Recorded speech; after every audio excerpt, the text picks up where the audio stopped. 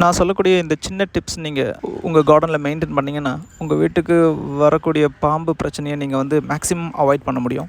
நம்ம வீட்டு வாசலில் ஒரு 4 பூச்செடிங்களை கொண்டு போய் அழகாக பூக்கட்டும் அப்படின்னு சொல்லி நம்ம வச்சுருவோம். ஆனால் கொஞ்ச நாளாக நம்ம ஃபேஸ் பண்ணுற ப்ராப்ளம் பார்த்தீங்கன்னா பாம்பு வருது அப்படின்ற பிரச்சனை. இவங்களை எப்படி அவாய்ட் பண்ணுறதுன்னா இதுக்கு முக்கியமான காரணம் பூச்சிங்க தான். எப்படின்னா உங்கள் செடியில் பூக்கக்கூடிய பூங்கள் வந்து இந்த பூச்சிங்களை வந்து ஈர்க்கும். இந்த பூச்சிங்களை சாப்பிட்றதுக்கு தவளையை வந்து சாப்பிட்றதுக்கு பாம்பு. இந்த மாதிரி ஸ்டெப் பை ஸ்டெப்பாக தான் இந்த ப்ராப்ளம் நம்ம கிட்ட வருது. பூச்சிங்களை நம்ம கண்ட்ரோல் பண்ணிட்டோம் அப்படின்னா இந்த மொத்த ப்ராப்ளத்தையும் நம்ம வந்து சால்வ் பண்ணிட முடியும். இதுக்காக தான் வந்து மந்த்லி ஒன்ஸ் கெம்ஸ்டார் ஸ்ப்ரேவோ இல்லை நீம் ஸ்ப்ரேவோ ஏதோ ஒன்று உங்கள் செடிங்களுக்கு நீங்கள் ஸ்ப்ரே பண்ணிட்டு வந்தீங்கன்னா இந்த பூச்சி தாக்கம் வந்து உங்களுக்கு குறைஞ்சிரும். பூச்சி தாக்கம் குறைஞ்சதுனாவே அடுத்தடுத்து வரக்கூடிய ப்ராப்ளம் எல்லாத்தையும் நீங்கள் இங்கிருந்தே சால்வ் பண்ண ஆரம்பிச்சிடுவீங்க. ஒரு விஷயத்த நல்லா புரிஞ்சுக்கோங்க, பூச்செடிகளோ பூக்களோ பாம்புங்களை வந்து ஈர்க்காது.